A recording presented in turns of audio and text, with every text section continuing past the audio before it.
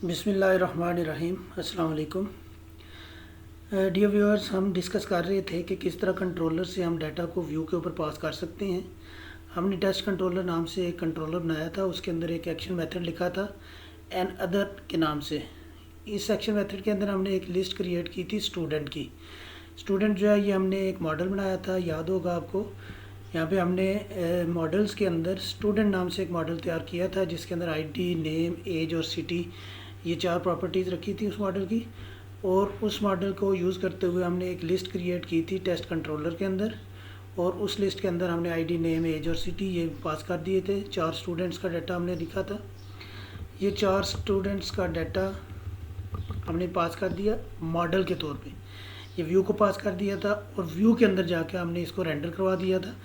ज़ाहिर है action method का नाम है एन अदर, तो इसी नाम से हमने एक व्यू बनाया होगा। ये व्यू another.cshtml आप देख सकते हैं। इसके अंदर जाके हमने वही स्टूडेंट टाइप का आई न्यूमरेबल मॉडल जो है वो ले लिया था, और उसको आइट्रेट करने के लिए हमने फॉर ईच लूप लगाया, और फॉर ईच लूप के अंदर हमने उसकी आईडी को, नेम को, एज को और सिटी को गेट करके यहाँ पे डिस्प्ले करवा दिया था। हमने कहा था कि हम नेक्स्ट टाइम देखेंगे कि स्ट्रांगली टाइप्ड व्यूज़ जो है वो कैसे क्रिएट किए जाते हैं। एक्चुअली जब हम यहाँ पे मॉडल जो है वो सेंड कर देते हैं, जिस तरह हमने यहाँ पे मॉडल सेंड कर दिया है और मॉडल को ही हम यहाँ पे यूज़ करके वो डाटा डिस्प्ले करवा रहे हैं, तो इट मीन्स कि ये स्ट्रांगली टाइप्ड व्यू ही है जो मॉडल के साथ बाइंड हो चुका है। हम आज देखते हैं कि ऑटोमेटिकली हम व्यूज़ को कैसे क्रिएट कर सकते हैं।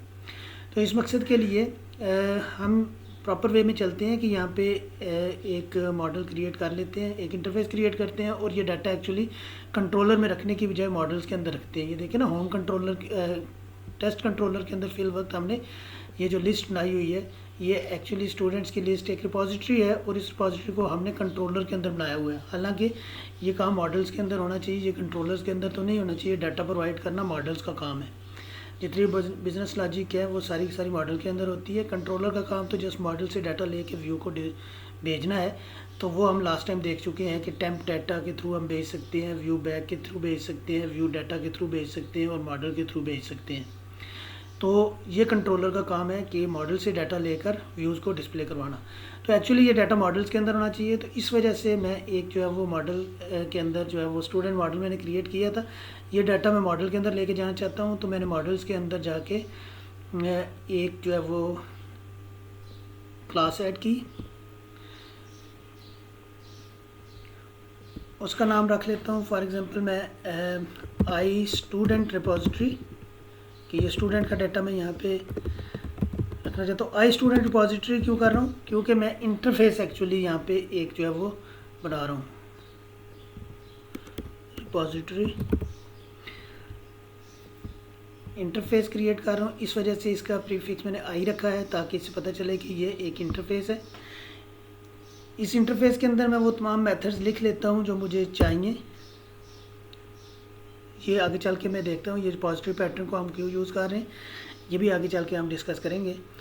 फिल वक्त हमें क्या क्या चाहिए? हमें चाहिए एक जो है वो गेट स्टूडेंट का मेथड चाहिए, गेट ऑल स्टूडेंट्स का मेथड चाहिए, डिटेल्स का मेथड चाहिए। यानी कि जो काम मैं कंट्रोलर के ऊपर परफॉर्म करवाना चाहता हूँ वो सारे मेथड्स मैं यहाँ पे लिखूँगा और फिर इनको इम्प्लीमेंट करूँगा किसी एक क्लास के अंदर।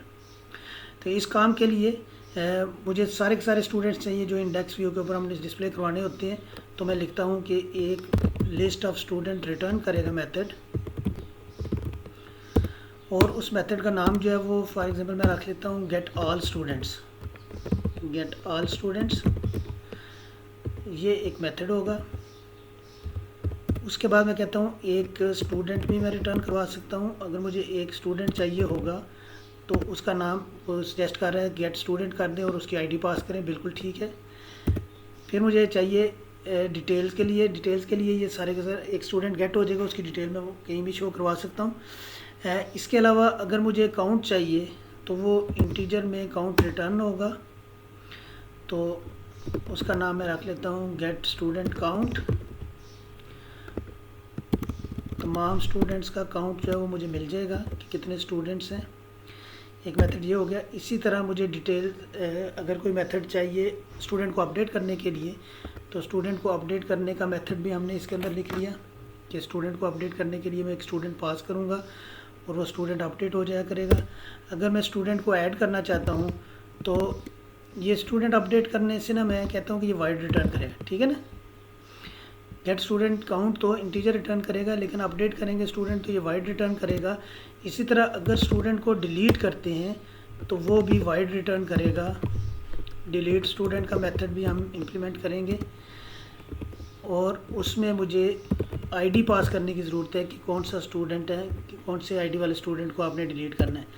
अगर आप नया स्टूडेंट अगर ऐड करना चाहते हैं तो मैं एक ऐड स्टूडेंट का मेथड भी लिख लेता हूँ।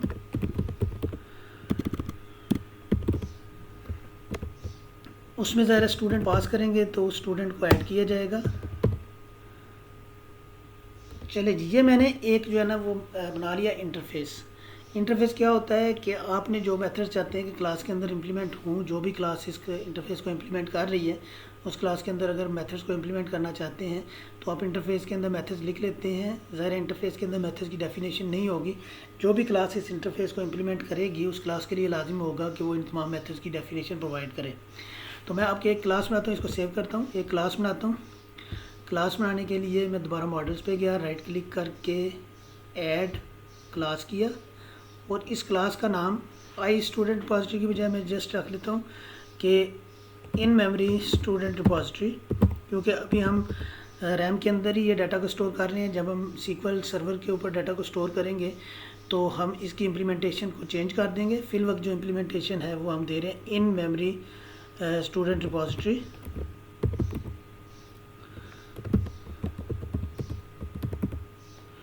इन मेमोरी स्टूडेंट रिपॉजिटरी मैंने क्लास ऐड की है और इस क्लास को कहता हूँ कि ये इम्प्लीमेंट करेगी किसको, आई स्टूडेंट रिपॉजिटरी को। आई स्टूडेंट रिपॉजिटरी जो हमने अभी बनाया है, तो फ़ौरन वो एरर दे रहा है, वो कह रहा है कि प्रॉब्लम है इसके अंदर। अगर आप प्रॉब्लम देखना चाहते हैं क्या है तो आप इसको कंट्रोल के साथ डॉट प्रेस करें तो वो क्या कह रहा है कि ये प्रॉब्लम्स आप इस तरह से एडजस्ट कर सकते हैं। इंटरफेस को इम्प्लीमेंट करें, यानी कि जितने भी मेथड्स दिए ये देखें ना, ये तमाम मेथड्स हैं, ऐड स्टूडेंट का, डिलीट स्टूडेंट का, गेट ऑल स्टूडेंट्स, इन मेथड्स की वो कहते हैं डेफिनेशन प्रोवाइड करें, तब आप इस स्टूडेंट को इम्प्लीमेंट कर सकते हैं। तो मैं इसको इम्प्लीमेंट करता हूँ तो ये सारे मेथड्स इम्प्लीमेंट हो गए। अब इनकी डेफिनेशन के अंदर मैंने वो कोड लिखना है जो मैं एग्जीक्यूट करना चाहता हूँ जब ये मेथड कॉल होगा। तो अच्छा, सबसे पहले तो ज़ाहिर रिपॉजिटरी बनानी है। रिपॉजिटरी बनाने के लिए मैं इन मेमोरी रिपॉजिटरी बनाना चाह रहा हूँ। तो एक लिस्ट ऑफ स्टूडेंट मैं ले लेता हूँ जिसके अंदर मैं मज़ीद स्टूडेंट्स को ऐड करूँगा, जिसमें से मज़ीद किसी स्टूडेंट को डिलीट करूँगा, किसी स्टूडेंट को अपडेट करना है वगैरह वगैरह। तो मैं स्टूडेंट की एक जो है ना लिस्ट बना ली मैंने अंडरस्कोर स्टूडेंट्स के नाम से। अब ये क्या कह रहा है, ये वार्न कर रहा है आपको कि नॉन नलेबल है, हो सकता है कि ये नल वैल्यू रिटर्न करे। अगर नल वैल्यू रिटर्न करेगा तो फिर क्या करना है, तो उसके लिए मैं जो है ना यहाँ पे एक कंस्ट्रक्टर बना लेता हूँ। इस क्लास का कंस्ट्रक्टर बनाया मैंने और मैं कहता हूँ कि ये स्टूडेंट्स जो है ना, इन स्टूडेंट्स को एक नई लिस्ट में यहाँ पे पास कर दूँगा, न्यू स्टूडेंट। और उस स्टूडेंट के लिए हम कह रहे हैं कि उसकी आईडी होगी, आईडी इज़ इक्वल टू 1, उसका नेम होगा, name is equal to Safiyan, उसकी एज होगी, एज इज़ इक्वल टू 20 और उसका कोई सिटी होगा तो सिटी इक्वल्स गुजरात कर लेते हैं। ये एक स्टूडेंट क्रिएट हो गया। इसी तरह हम दूसरे स्टूडेंट को क्रिएट करना है तो इसी को कॉपी करते हैं कंट्रोल C के साथ और इसी को यहाँ पे पेस्ट किया। दूसरा हो गया, तीसरा हो गया, चौथा हो गया। ये 4 स्टूडेंट्स के लिए हम ID 2 कर देते हैं, 3 कर देते हैं, 4 कर देते हैं, सफ़ियान की जगह पे अहमद कर देते हैं और यहाँ पे हम मोमिन कर लेते हैं, यहाँ पे हम ताहा कर लेते हैं। एज 20 ये जो है ये आप इनको एज को अगर किसी को चेंज करना चाहें तो कर सकते हैं। यहाँ पे हम कोटला कर देते हैं मिसाल के तौर पे, मोमिन को गुजरावाला कर देते हैं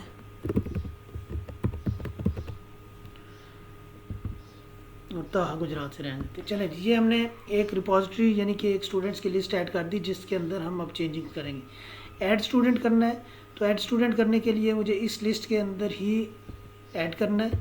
तो उसके लिए मैंने जो already build automatic return code था उसको मैंने कमेंट कर दिया, और मैं यहाँ पे कहता हूँ कि स्टूडेंट्स डॉट एड std। ये देखें ना, वो कहता है कि जो स्टूडेंट्स की लिस्ट है उसके अंदर आपने इस std को ऐड करना है। बिल्कुल ठीक है, ये मेरा काम हो गया। वाइड रिटर्न कर रहा था, मुझे कोई चीज़ यहाँ से रिटर्न करवाने की ज़रूरत नहीं है। फिर यहाँ पे है डिलीट स्टूडेंट। डिलीट स्टूडेंट करने के लिए मुझे स्टूडेंट की आईडी मिलेगी, तो मैंने उस स्टूडेंट को डिलीट करना है। तो मैंने इस आईडी वाला स्टूडेंट पहले गेट करना है। तो मैं कहता हूँ अंडरस्कोर स्टूडेंट्स डॉट फर्स्ट और default S such that S dot I D is equal to जो आईडी यहाँ पे पास हो रही है वो आईडी हम यहाँ पे भेजेंगे। ये फर्स्ट और डिफ़ॉल्ट क्या करेगा, ये मुझे एक स्टूडेंट रिटर्न कर देगा, ठीक है ना। ये स्टूडेंट ऑब्जेक्ट रिटर्न करेगा। उस स्टूडेंट ऑब्जेक्ट को मैं यहाँ पे रिसीव कर लेता हूँ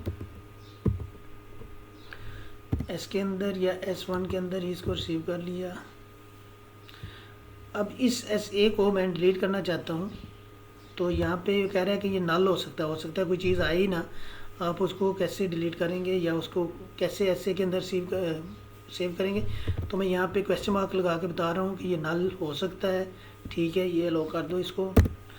अब मैं यहाँ पे चेक कर लेता हूँ, अगर SA जो है वो नल ना हो, SA is not equal to null, तो फिर हमने क्या करना है, फिर हमने इसको रिमूव करना है।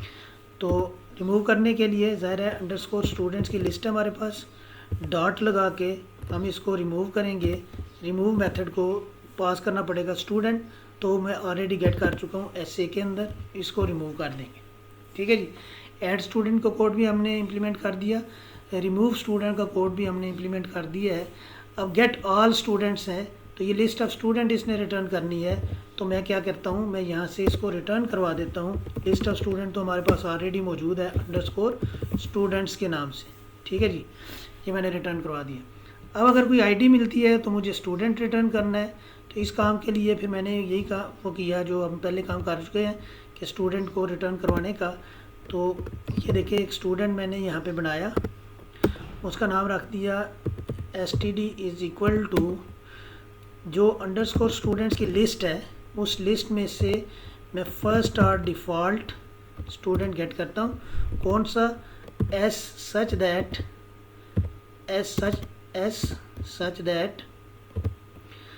S dot I D equals I जो यहाँ पे पास हो रही है, जो आईडी यहाँ पे है वो वाली आईडी जिस स्टूडेंट की होगी उस स्टूडेंट को लेके मैं std के अंदर रख रहा हूँ। फिर वही मसला है कि ये नल हो सकता है, तो मैं कहता हूँ लो कर दो नल को।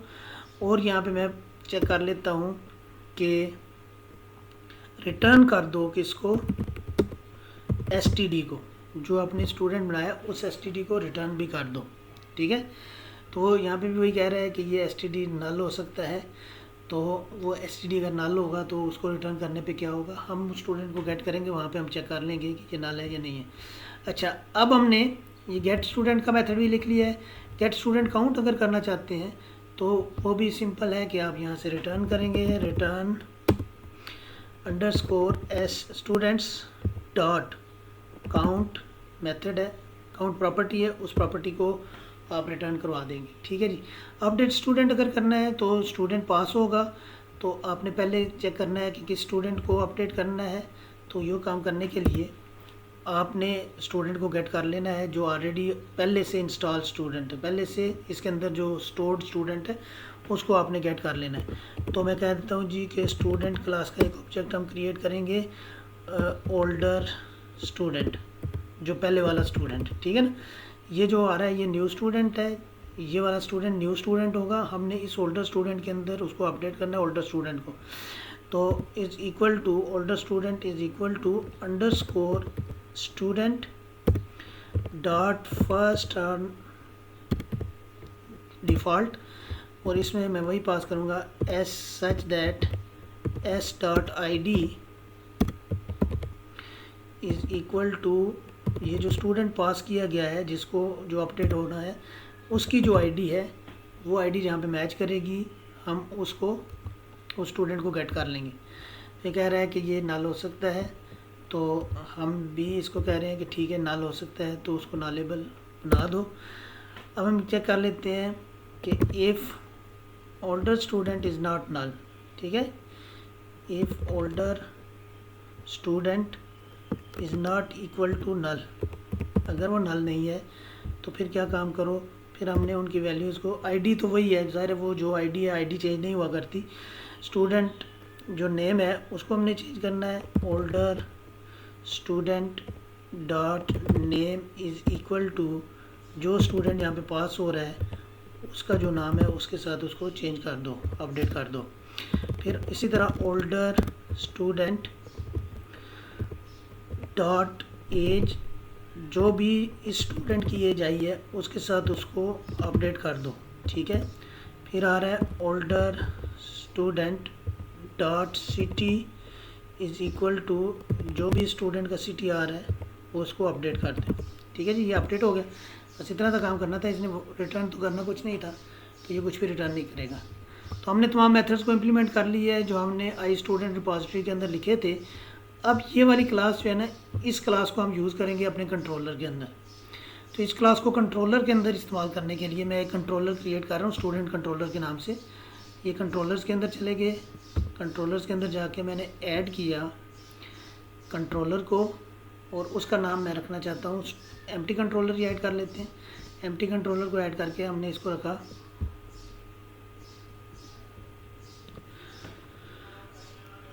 अच्छा, यहाँ पे एम्प्टी कंट्रोलर भी ऐड कर सकते थे और दूसरा कंट्रोलर, यानी कि एम्प्टी कंट्रोलर को ऐड करेंगे तो जिस तरह हम पहले करते रहे हैं, इंडेक्स खुद लिखा, इंडेक्स एक्शन मेथड खुद लिखा, या उसका अनदर एक्शन मेथड जो है वो खुद लिखा। एम्प्टी कंट्रोलर ऐड करेंगे तो इस तरह आपको एक्शन मेथड खुद लिखने पड़ेंगे। अगर आप उसको करना चाहते हैं कि जो पहले से with read and right actions, action method जिसके अंदर लिखे हों, तो एमवीसी कंट्रोलर आप इस तरह से भी ऐड कर सकते हैं। ऐड करेंगे तो कहते हैं इसका नाम क्या रखना है, तो इसका नाम हम रख लेते हैं स्टूडेंट कंट्रोलर। ये कंट्रोलर उसकी पोस्टफिक्स होता है, ये उसके साथ लिखना होता है, ये मैंने लिख दिया है स्टूडेंट कंट्रोलर। ऐड किया तो ये देखिए आप स्टूडेंट कंट्रोलर के नाम से उसने एक कंट्रोलर ऐड कर दिया जिसके अंदर इंडेक्स भी लिख दिया है, डिटेल्स का भी मेथड बना दिया है, क्रिएट का भी बना दिया है, ठीक है। HTTP पोस्ट क्रिएट के लिए, पोस्ट करने के लिए भी बना दिया है, यानी कि वो गेट और पोस्ट क्या उसमें डिफरेंस होता है ये भी हम आगे देख लेते हैं। एडिट का बना दिया है, एडिट को पोस्ट करने के लिए बना दिया, डिलीट का बना दिया, डिलीट पोस्ट करने के लिए बना दिया। ये सारे CRUD ऑपरेशन उसने परफॉर्म कर दिए, यानी रीड एंड राइट ऑपरेशन के लिए सारे के सारे मेथड्स उन्होंने लिख दिए। अगर ये आपको अभी फिल वक्त कन्फ्यूज़ कर रहे हैं तो हम इसको दोबारा स्टूडेंट कंट्रोलर को डिलीट करके हम एम्प्टी कंट्रोलर ही ऐड करते हैं, ताकि जब हम एक एक मेथड ऐड करेंगे तो आपको सही तरह से समझ आ सके कि हमने क्या काम किया है। तो कंट्रोलर्स के अंदर ये ऐड किया, ऐड करके कंट्रोलर ऐड किया, और इस वक्त हमने फिर वो एम्प्टी कंट्रोलर ही चूज़ करना है। एम्प्टी कंट्रोलर ऐड किया और उसका नाम हमने वही रखा स्टूडेंट कंट्रोलर। स्टूडेंट कंट्रोलर, ये हमने कंट्रोलर का नाम रख दिया, ऐड किया तो अब एम्प्टी कंट्रोलर ऐड हो जाएगा, जस्ट इंडेक्स मेथड उसके अंदर मौजूद है। अब मैं ये चाहता हूँ कि जब ये कंट्रोलर ऐड होना तो इस कंट्रोलर ऐड होने के साथ आई एक्शन जो हमारा आई स्टूडेंट था ना, आई स्टूडेंट रिपॉजिटरी हमने जो बनाई थी, आई स्टूडेंट रिपॉजिटरी के मेथड्स को हम यहाँ पे कॉल करेंगे। वैसे तो मैं यहाँ पे जो इन मेमोरी स्टूडेंट रिपॉजिटरी है उसका ऑब्जेक्ट क्रिएट कर सकता हूँ, यानी कि मैं लिख सकता हूँ इन मेमोरी स्टूडेंट रिपॉजिटरी। तो इन मेमोरी स्टूडेंट रिपॉजिटरी को अगर मैं यहाँ पे ऑब्जेक्ट क्रिएट करूँगा, कल को जब मुझे इसकी आई स्टूडेंट रिपॉजिटरी की कोई और इम्प्लीमेंटेशन देनी होगी, फॉर एग्जांपल मैं SQL डाटा जो है वो लेके आता हूँ, SQL से डाटा को लेके आता हूँ और यहाँ पे मैं डाटा को डिस्प्ले करवाना चाहता हूँ व्यूज़ के ऊपर, तो मुझे यहाँ पे जाके बहुत सारी चेंजिंग्स करनी पड़ेंगी। अगर मैं 5, 7, 10 कंट्रोलर्स के अंदर मैंने स्टूडेंट रिपॉजिटरी को यूज़ किया हुआ है, तो वहाँ सारी जगहों पे जाके मुझे जहाँ पे इन मेमोरी स्टूडेंट रिपॉजिटरी है वहाँ पे जाके SQL स्टूडेंट रिपॉजिटरी करना पड़ेगा। तो ये जो है ना, ये ज़ाहिर है बहुत सारे कंट्रोलर्स हो सकते हैं। अभी तो हम बहुत सिंपल एप्लीकेशंस बना रहे हैं, तो उसमें हम देख रहे हैं कि एक कंट्रोलर, 2 कंट्रोलर है, वैसे तो कंट्रोलर हंड्रेड्स में भी हो सकते हैं। तो इस वजह से अगर आपने यहाँ पे क्लास का ऑब्जेक्ट बनाया, जिस तरह मैं अभी बनाने की कोशिश कर रहा हूँ, क्लास का ऑब्जेक्ट बनाया तो तमाम जगहों पे जाके फिर वो क्लासेस चेंज करनी पड़ेंगी। तो वो अभी हम रिपॉजिटरी जो पैटर्न है उसको हम देख रहे थे, ये यूज़ ही हम इसलिए कर रहे हैं कि रिपॉजिटरी पैटर्न का रिपॉजिटरी को ही हम यूज़ करेंगे, यानी कि इंटरफेस को यूज़ करेंगे, और इंटरफेस की इम्प्लीमेंटेशन हम कोई भी दे सकते हैं। ये अभी हमने इन मेमोरी जो स्टूडेंट रिपॉजिटरी है उसके अंदर इस इंटरफेस को इम्प्लीमेंट किया आई स्टूडेंट रिपॉजिटरी को। कल को हम एक क्लास बनाते हैं जो एसक्यूएल से डाटा लेके आएगी और वो क्लास जो है वो हमारे आई स्टूडेंट रिपॉजिटरी को इम्प्लीमेंट कर देगी। तो हमें किसी जगह पे भी कोई चेंज नहीं करनी पड़ेगी क्योंकि already I student repository he use हो रहा है। यानी कि इन मेमोरी के बजाय मैं कह रहा हूँ आई स्टूडेंट रिपॉजिटरी का एक ऑब्जेक्ट हम यहाँ पे यूज़ करेंगे, I student repository.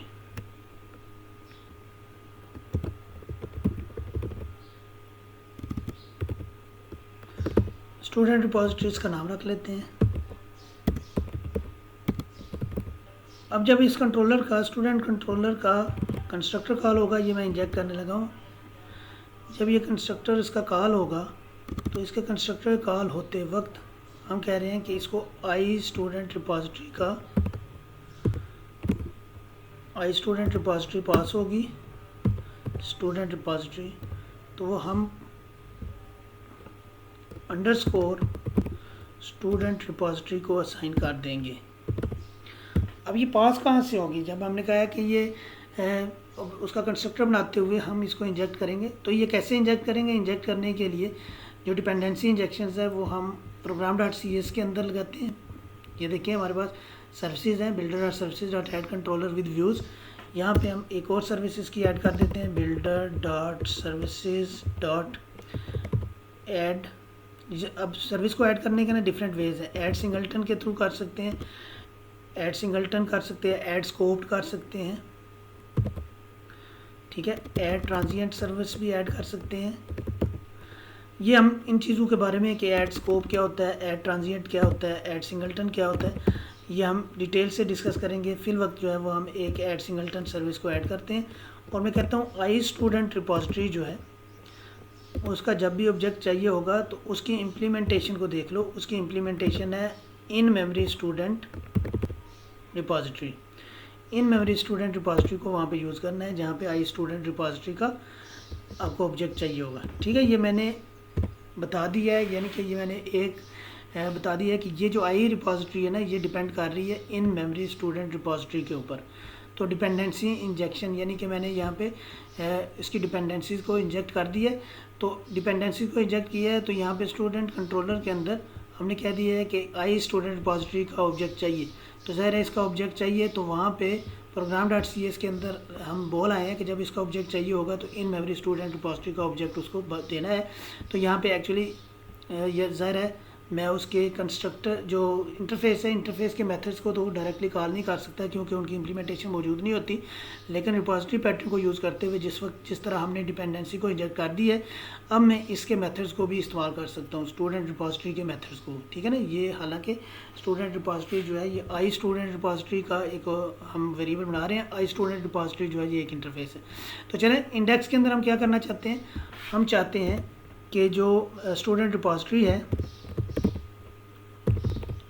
Student repository dot get all students, याद है ना हमने एक मेथड लिख के आए हैं गेट ऑल स्टूडेंट्स, और सारे के सारे स्टूडेंट्स रिटर्न कर देगा। ये जब सारे के सारे स्टूडेंट्स रिटर्न करेगा ना, वही स्टूडेंट्स मैंने यहाँ पे व्यू को पास कर देने हैं, ठीक है। ये कंट्रोल एक्स करके इस व्यू के अंदर मैंने उसको पास कर दिया, ठीक है। सारे के सारे स्टूडेंट्स को गेट किया और मॉडल के तौर पे व्यू को पास कर दिया। अब इस मॉडल को अब व्यू जो है वो ऑटोमेटिकली हमने कहा था कि हम देखेंगे कैसे रेंडर होते हैं। तो मैंने इसको राइट क्लिक किया, व्यू क्रिएट करने की, ऐड व्यू किया, रेजर व्यू को चूज़ किया, रेजर व्यू को ऐड किया। तो कह रहा है जी इंडेक्स ही नाम रखना है, जी बिल्कुल ठीक है। एम्प्टी विदाउट मॉडल नहीं, एम्प्टी विदाउट मॉडल नहीं, हम लिस्ट को शो करवाना चाहते हैं, स्टूडेंट की लिस्ट को शो करवाना चाहते हैं। मॉडल क्लास कौन सी यूज़ करनी है, स्टूडेंट जो है हमारी मॉडल क्लास है। और मैंने इसको ऐड किया व्यू को। तो अपडेटिंग डिपेंडेंसी इन्फॉर्मेशन ये थोड़ा टाइम लेगी, ज़रा उसको प्रोजेक्ट को उसने बिल्ड करना है, साथ साथ जो पैकेजेस चाहिए कोऑर्डिनेटर के लिए वो उसने डाउनलोड भी करने।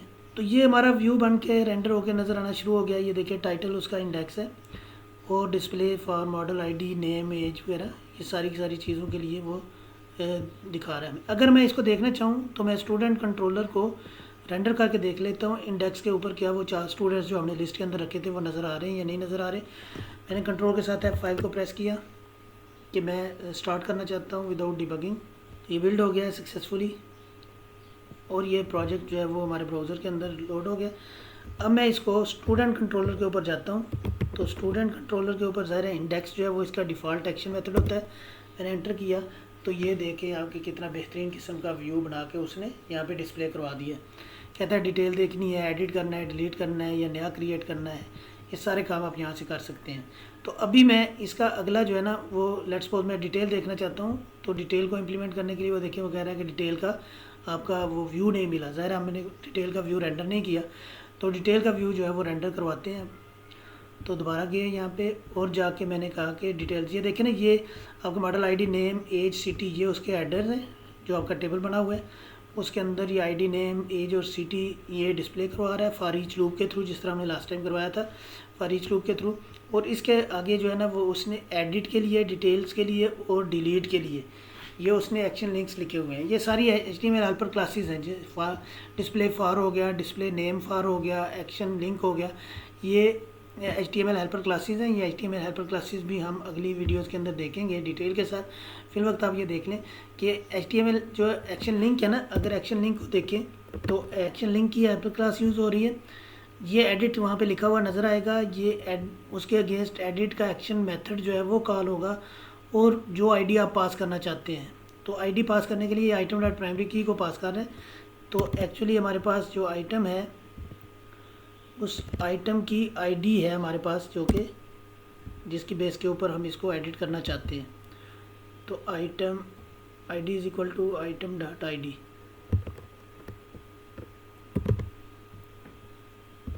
ठीक है ना, ये देखें ना मॉडल की एक्चुअली वो आइटम की बात कर रहे हैं ना। ये आइटम यहाँ पे वो जो भी आइटम रेंडर हो रहा है एक रो के अंदर, उस रो में ID is equal to item dot ID. इसी तरह हर एक के लिए हम पास कर देते हैं ID is equal to item dot ID. और यहाँ भी यही काम कर देते हैं कि आईडी पास करनी है, ID is equal to item dot ID. तो यहाँ पे अब हम एक्चुअली उसको पास कर रहे हैं जब हमारे पास यहाँ पे रेंडर होगा। देखिए इसको रेंडर करते हैं दोबारा।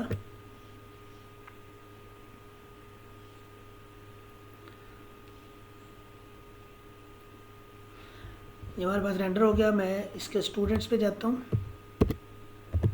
स्टूडेंट कंट्रोलर का ये एक्शन, वो जो डिफ़ॉल्ट एक्शन मेथड है जो कि इंडेक्स एक्शन मेथड है वो कॉल हो गया। अब देखिए यहाँ पे ना ये स्टूडेंट के इंडेक्स एक्शन मेथड के ऊपर इस वक्त ये वो रेंडर हो रहा है। अगर मैं डिटेल्स को देखता हूँ तो अब देखिए डिटेल्स में चला गया और 2 साथ पास हो गए, यानी कि आइटम की आईडी यहाँ पे पास हो गई है। ठीक है ना, मैंने अहमद के सामने क्लिक किया था तो वो 2 जो है वो आईडी पास हो गई है। ये देखें अहमद की आईडी जो है वो 2 थी, तो डिटेल्स के अंदर वो 2 पास हो रही है। ठीक है ना, अब ये 3 पास हो रही है अगर मैंने मोमेंट को क्लिक किया। तो इस तरह से अब मुझे आईडी मिल गई है। अब आईडी में लेके उस आईडी के अगेंस्ट डिटेल्स को शो करना चाहता हूँ। तो ये काम करने के लिए मैं जाकर डिटेल्स को भी इम्प्लीमेंट कर देता हूँ। चले गए हम यहाँ पे स्टूडेंट कंट्रोलर के अंदर दोबारा। स्टूडेंट कंट्रोलर के अलावा बाकी सारी चीज़ों को मैं क्लोज़ कर रहा हूँ, close all but this. Student controller के अंदर जाके अब मैंने डिटेल्स को इम्प्लीमेंट करना है। तो जिस तरह ये इंडेक्स को इम्प्लीमेंट किया हुआ है उसने बाय डिफ़ॉल्ट खुद ही इम्प्लीमेंट हुआ है। इस तरह मैं पब्लिक आई एक्शन रिजल्ट इसने रिटर्न करना है और इसका नाम है डिटेल्स। डिटेल्स नाम रख दिया और मैं कह रहा हूँ इस तो एक इंटीजर आईडी पास होगी। ठीक है, अब इसमें क्या करना है, हमने करना ये है कि जब ये डिटेल्स को इंटीजर आईडी पास होगी उस आईडी के अगेंस्ट हमने स्टूडेंट गेट करना है। तो आपको पता है कि स्टूडेंट रिपॉजिटरी जो हमने बनाई है उसके अंदर एक मेथड लिखा हुआ है गेट स्टूडेंट। एक गेट स्टूडेंट से एक गेट स्टूडेंट मेथड है। उस गेट स्टूडेंट मेथड को आईडी चाहिए होती है, तो मैंने आईडी पास कर दी। ये जो स्टूडेंट मिल जाएगा ना यही मैंने व्यू को पास कर देना है। ठीक है, तो रिटर्न व्यू करना है और उस व्यू को मैंने वो स्टूडेंट पास कर देना है जिसकी आईडी ये वाली हो जो आईडी इसको मिल रही है। ठीक है जी, और व्यू को रेंडर करवा देना है। ज़रा अभी मैंने व्यू को रेंडर भी नहीं करवाया, ऑटोमेटिकली व्यू को रेंडर करवाएंगे। ऐड व्यू करूँगा और इस दफ़ा ज़रा रेजर व्यूज़ को चूज़ करूँगा, नेक्स्ट करूँगा। पूछ रहा है कि इसका नाम डिटेल्स ही रखना है, एम्प्टी करना है, नहीं एम्प्टी नहीं करना। अब मैं डिटेल्स को शो करना चाहता हूँ मॉडल क्लास कौन सी होगी, वही स्टूडेंट क्लास हमारी मॉडल क्लास होगी। इसको चूज़ किया, ऐड किया, तो ये व्यू रेंडर हो जाएगा, ठीक है ना। यानी डिटेल्स भी हम यहाँ पे देख सकेंगे। इसी तरह एडिट के व्यू को भी रेंडर करना है, डिलीट के व्यू को भी रेंडर करना है। डिटेल्स उसके अंदर शो हो रही हैं। एडिट का लिंक लगा हुआ है, एडिट का लिंक लगा हुआ है, तो हम यहाँ पे उस लिंक को जो उसने कमेंट किया हुआ है उसको कह देते हैं new ID is equal to जो भी यहाँ पे आइटम चल रहा है उसकी मॉडल डॉट ID, ठीक है ना। जो भी मॉडल इस वक्त लोडेड है उसकी ID, जो भी एक स्टूडेंट वहाँ से पास होगा, या स्टूडेंट पास हो रहा है मॉडल में, तो जो भी स्टूडेंट पास हो रहा है डिटेल्स के अंदर उसकी ID ही दे के हम एडिट में भेज देंगे। अगर हम ये काम करने के लिए एडिट व्यू को भी जाके रेंडर करवा दें तो उसके लिए ज़ाहिर है जिस तरह आई एक्शन रिज़ल्ट इस रिटर्न कर रहे हैं, इसी तरह व्यू जो भी है यहाँ पे हम एक्शन रिज़ल्ट करवा के उसको एडिट कर देते हैं। इसका नाम कि ये एडिट के लिए इस्तेमाल होगा। जिस स्टूडेंट को हम एडिट करना चाह रहे हैं उस स्टूडेंट का डाटा लोड करना है ना, तो यहाँ पे हम स्टूडेंट रिपोजिटरी का गेट स्टूडेंट मेथड कॉल कर लेंगे और उसको ID पास कर देंगे। जो ID यहाँ से वो आएगी URL से, वो इसको पास कर देंगे और वो स्टूडेंट वो सारे का सारे जो है वो उसके अंदर एडिट व्यू के अंदर लोड कर देंगे। एडिट व्यू में जाके एडिट का व्यू आप रेंडर करना चाहते हैं, राइट क्लिक किया, रेजर व्यू को रेंडर किया। रेजर व्यू को रेंडर किया तो वो पूछेगा कि किस किस्म का रेजर व्यू आपको चाहिए। वो पूछ रहा है कि इसका नाम एडिट रखना है, बिल्कुल एडिट रखना है, एम्प्टी रखना है, नहीं एम्प्टी नहीं रखना। अब मैं एडिट वाला व्यू जो है वो रेंडर करवाना चाहता हूँ। मॉडल क्लास कौन सी होगी, स्टूडेंट ही मॉडल क्लास होगी। ऐड किया मैंने,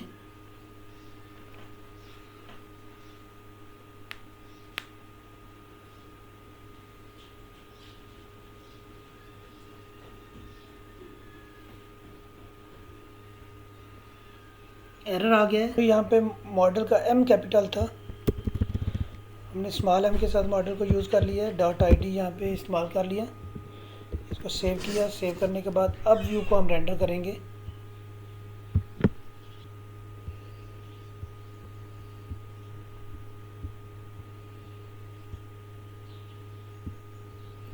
एम्प्टी नहीं हमने ऐड करना, एडिट का व्यू रेंडर करना है। क्लास उसकी स्टूडेंट है।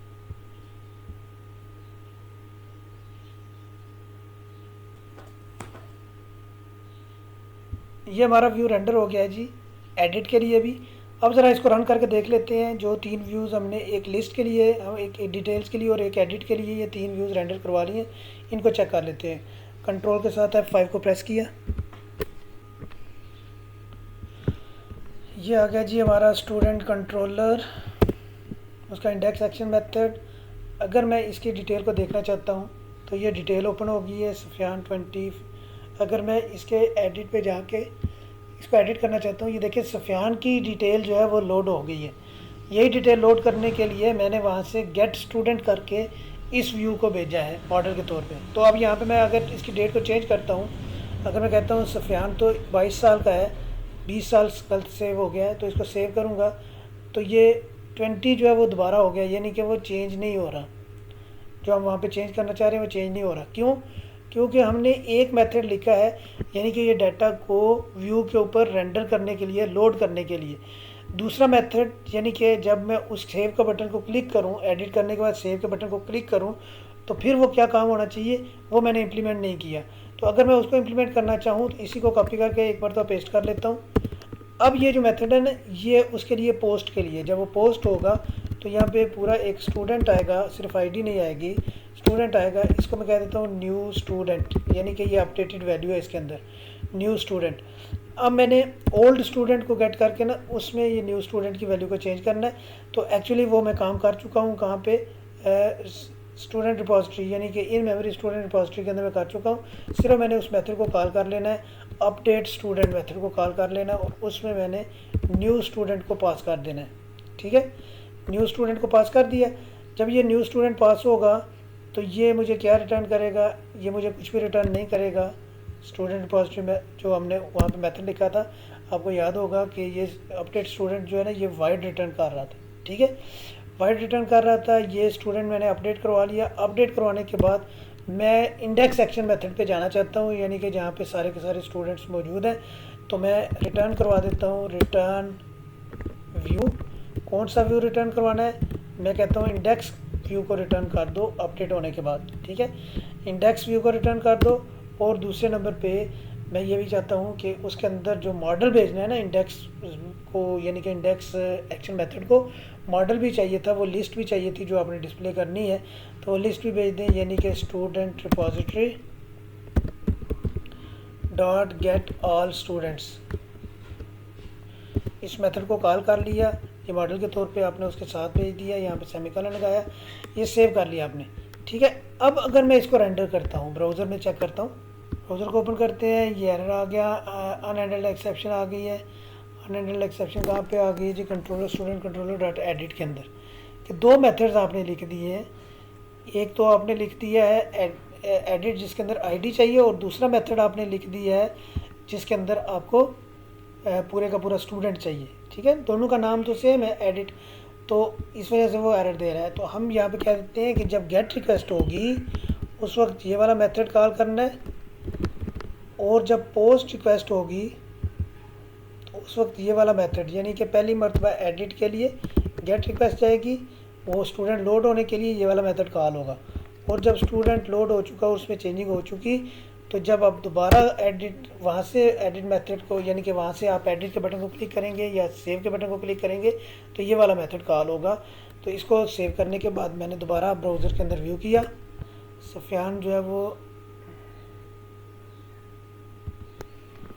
उसको मैंने 25 ईयर्स किया, 25 ईयर्स करके सेव किया, ये तो रेंडर हो गया, तो ये 25 हो गया। अगर मैं मोमिन को, ये अहमद को कहता हूँ कि इसको एडिट करता हूँ, कोटला की बजाय कोटला अरब अली ख़ान करता हूँ, तो कोटला अरब अली ख़ान करने की बजाय अरब अली ख़ान मैंने इसको किया, सेव किया, तो सेव करने पे वो कोटला अरब अली ख़ान सेट हो गया, ठीक है ना। तो ये चीज़ें जो है वो अपडेट हो रही हैं। अगर मैं इसकी डिटेल्स में जाके देखना चाहता हूँ तो ये मोमिन की डिटेल ओपन हो गई है, बैक टू लिस्ट करता हूँ तो वापस चला जाएगा। अगर मैं मोमिन की डिटेल के साथ अगर मैं अहमद की डिटेल को देखना चाहूँ तो ये अहमद की डिटेल ओपन होगी, ठीक है जी। तो अगर किसी चीज़ को भी कहीं से एडिट करना चाहें तो एडिट कर सकते हैं। डिलीट करना, अब डिलीट करना रह गया, यानी कि हमने एडिट करना देख लिया, हमने डिटेल्स को देख लिया। डिटेल्स कैसे देखते हैं, हम क्रिएट करना रह गया और डिलीट करना रह गया, ठीक है ना। ये दो ऑप्शंस रह गए, तो इन दो ऑप्शंस को भी हम देख लेते हैं कैसे इम्प्लीमेंट करेंगे। तो ज़ाहिर है डिलीट के लिए भी एक HTTP गेट रिक्वेस्ट होगी, तो ज़ाहिर है पब्लिक आई एक्शन रिज़ल्ट, मेथड का नाम होगा डिलीट, और उसको एक आईडी हमने पास करनी है कि ये स्टूडेंट की आईडी है जिसको हम डिलीट करना चाहते हैं, ठीक है। उसने व्यू को रेंडर करना है, तो हम यहाँ पे रिटर्न कर देते हैं व्यू को, और उस व्यू के अंदर स्टूडेंट को लोड करना है। कौन से स्टूडेंट को, student repository dot gate student, ये मेथड कॉल कर लिया, वो स्टूडेंट जिसकी आईडी ये वाली है जो इसको पास की गई, ठीक है जी। ये हमने रेंडर करवा लिया। अब HTTP पोस्ट के साथ भी हमने एक मेथड लिखना है और उसमें मैंने डिलीट को कॉल करना है, रिमूव वाला मेथड को। तो यहाँ पे मैं दोबारा एट्रीब्यूट लिखा HTTP पोस्ट पब्लिक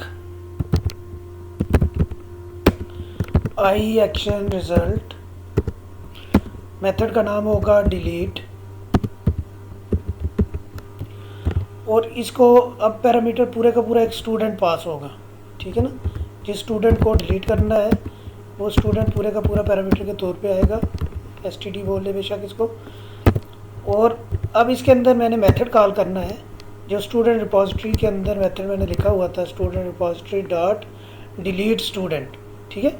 ये मेथड मैंने कॉल करना है। इस मेथड को लेकिन एक आईडी चाहिए थी इंटीजर टाइप की, तो स्टूडेंट जो मुझे मिल गया है डिलीट के व्यू से, उससे मैंने आईडी लेके इस मेथड को पास कर दूंगा। ये डिलीट हो गया स्टूडेंट। अब मैं उस रीडायरेक्ट करवा देता हूँ इंडेक्स एक्शन मेथड के ऊपर। तो रीडायरेक्ट करवाने के लिए मैंने लिखा रिटर्न रीडायरेक्ट टू एक्शन, ठीक है। ये मेथड होता है किसी और एक्शन मेथड पे रीडायरेक्ट करवाने के लिए, तो मैंने लिखा रीडायरेक्ट टू एक्शन। तो इसमें एक्शन मेथड का नाम दे देते हैं, किस मेथड पे रीडायरेक्ट करवाना चाहता हूँ, इंडेक्स मेथड पे। दैट्स इट, ये डिलीट हो गया है और एक्शन मेथड जो है वो रेंडर हो जाएगा। तो अब मुझे क्या करना है, अब मुझे क्रिएट के लिए भी यही मेथड्स लिखने हैं, HTTP गेट और पोस्ट दोनों। तो अगर मैं HTTP गेट वर्ब नहीं लिखता साथ, तो इसका मतलब यही होगा वो गेट रिक्वेस्ट ही होगी बाय डिफ़ॉल्ट। HTTP पोस्ट जो है वो साथ लिखना ज़रूरी है ताकि पता चले कि ये पोस्ट के वक्त ये वाला काम करना है। ठीक है, तो ये मैंने कॉपी करके पेस्ट कर लिया, डिलीट को ही इसकी जगह पे मैं कर दिया क्रिएट। क्रिएट करते वक्त अब मुझे कोई आईडी वगैरह की ज़रूरत नहीं है, इस आईडी को ख़त्म कर देते हैं। और ना ही मुझे कोई व्यू कोई मॉडल यहाँ पे पास करने की ज़रूरत है, जस्ट व्यू जो है वो रेंडर करवाना है। और ये पोस्ट के लिए भी क्रिएट आएगा, और क्रिएट होते वक्त पूरे का पूरा स्टूडेंट आ जाएगा। रिपॉजिटरी का डिलीट मेथड कॉल करने की बजाय ऐड स्टूडेंट वाला मेथड मुझे कॉल करना है। ऐड स्टूडेंट मेथड को std पास कर दूंगा, जो स्टूडेंट इसको मिल रहा है। अच्छा, और उसके बाद फिर मैंने एक्शन मेथड के ऊपर रीडायरेक्ट करवा दिया इंडेक्स एक्शन मेथड पे। तो ये हो गया, क्रिएट भी हो गया, डिलीट भी हो गया। अब मैंने इनके व्यूज़ रेंडर करने, तो डिलीट के व्यू को रेंडर करने के लिए मैंने डिलीट के ऊपर राइट क्लिक किया, राइट क्लिक करके ऐड व्यू किया, रेजर व्यू को सिलेक्ट किया,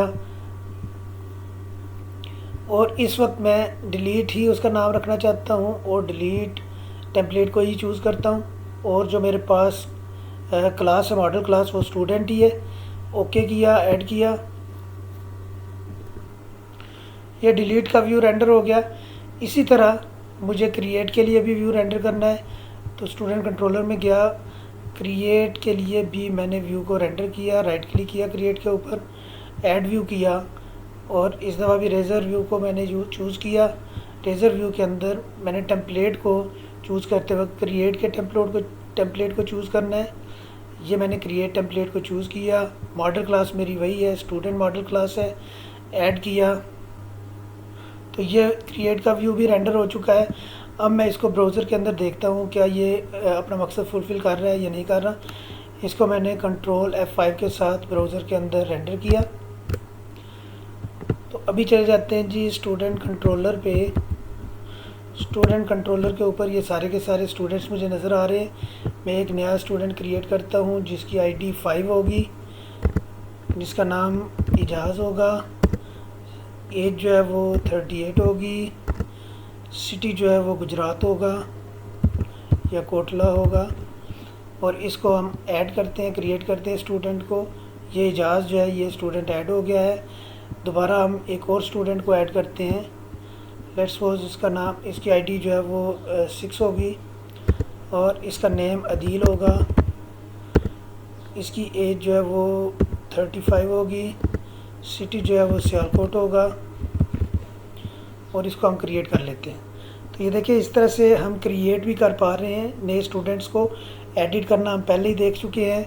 फॉर एग्जांपल हम इसको एडिट करते हैं, अदील को एडिट करके अदील शहजाद नाम रखते हैं इसका, स्टूडेंट का।